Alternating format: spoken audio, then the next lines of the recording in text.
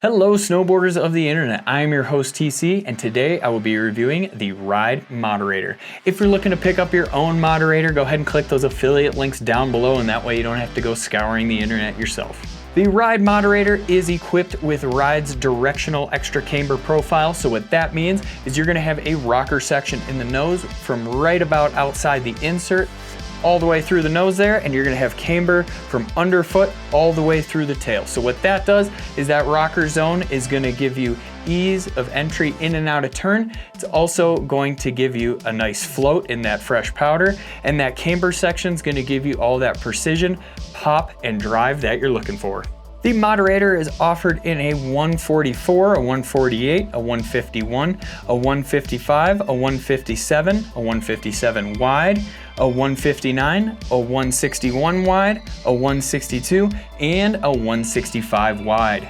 I rode this board at Copper Mountain where it was a warm sunny day, but it was crazy windy and that snow never really softened up like I expected it to, where it was firm, there were fresh groomers in places, but if you went into those shaded spots, it was definitely icy and scrubbed off from people just side slipping everywhere.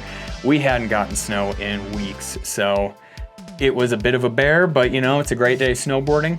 I used my Ride Fuse boots and my Jones Mercury phase bindings. When we're talking overall flex on this board, it is going to be coming in at the middle of the road. That being said, there is a directional flex to it because you do have that long rocker section in the nose and camber throughout the tail. The nose does feel quite a bit softer than the rest of the board.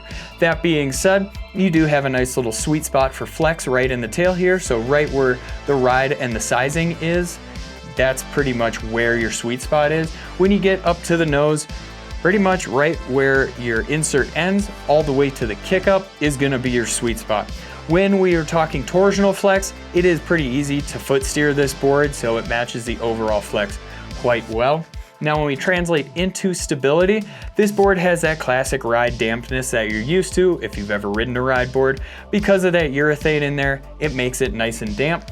The one thing I will say, since you do have that longer rocker section in the nose, it does chatter a little bit. I didn't notice it when I was riding until I actually just looked at the nose and I could see it flopping around.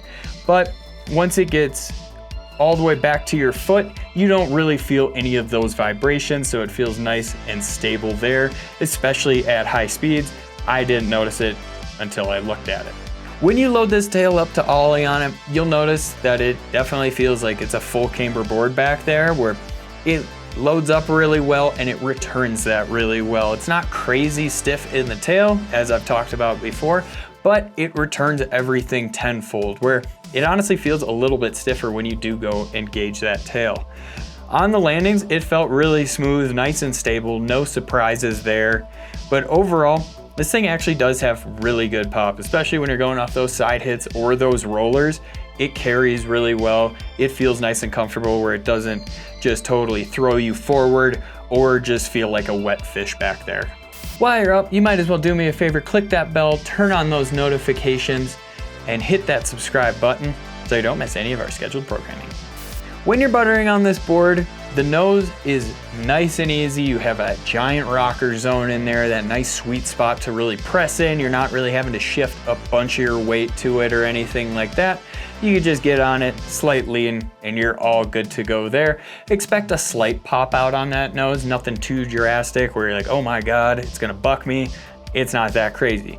Now, as you move on to the tail here, as I mentioned before, that sweet spot is pretty much right at that Ride logo and that sizing there for you, where you do have a shorter sweet spot on it, but that being said, you do have a little bit more pop there too. So it's not gonna take you too long to figure out that tail press in there. It just might take you a little bit longer than the nose section. This board is super easy to turn. Like, I cannot stress that enough. If you think about going left or you think about going right and you just start looking that way, the board will start doing that for you. It's really effortless, especially on those short, quick carves.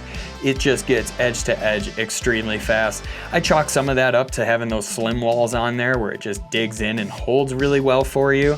So those short, quick carves, amazing.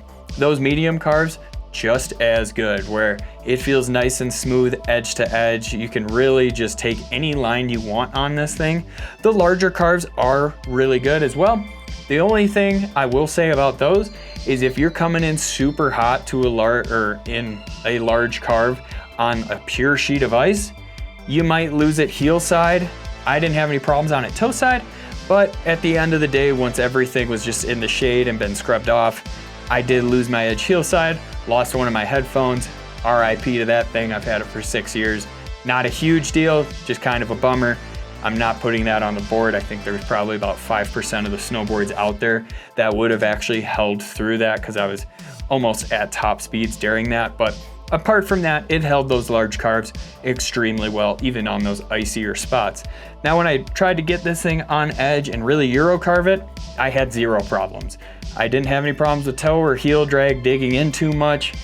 This nose didn't really even try to buck me or anything like that. It just held. I did keep my weight shifted a little bit more back towards that back foot just because of that rocker section. But overall, this thing will hit any carve that you need.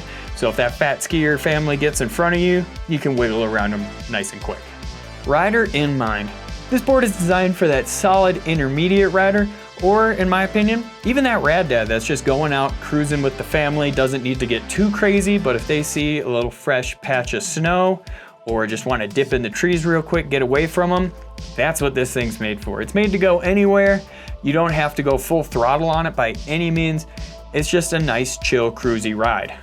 If you're looking for another way to get involved in the Angry Snowboarder community, head on over to Angry Snowboarder VIP. What is it, you might ask? Well, I could explain it here, but we have a great video over there getting into it really in depth. I really enjoyed this board. It is the little brother to the Deep Fake, which I absolutely loved the Deep Fake. This one is great too. Not my ideal ride, but if I'm just going out there cruising with some friends that aren't the most prolific snowboarders out there and I just need to just keep it mellow, this would be a great choice. I really enjoyed it. I mean, it held up to everything that I put in front of it, except for that full speed, large icy carve, but I'm not holding it against this board by any means. I'm pretty sure most of the boards out there would have washed out at that point, but overall, super solid board, really fun, especially if you don't need anything that's super aggressive and you just want something to do a little bit of everything on and want some taper to it. It's a great board. Comparable boards, the K2 Passport, the Roam Ravine, and the Nitro Alternator. Binding recommendations, the Ride Drone, the Union Force, and the Nitro Team binding. As always guys, I've been your host TC and this has been my review of the Ride Moderator. If this is the board for you, you just are unsure about bindings, why don't you go check out a video for the recommended bindings.